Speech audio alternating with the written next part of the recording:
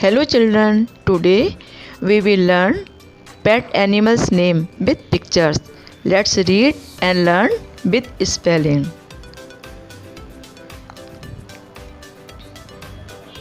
Cow, C-O-W, cow.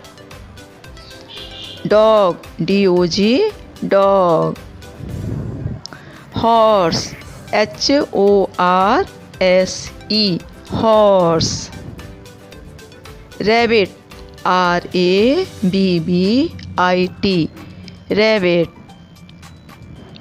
Sheep, S-H-E-E-P, sheep. Buffalo, B-U-F-F-A-L-L-O, buffalo. Cat, C-A-T, cat. Camel, C-A-M-E-L, camel. Fish, F-I-S-H, fish.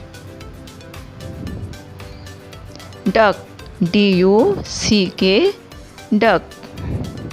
Thanks for watching my video. Bye.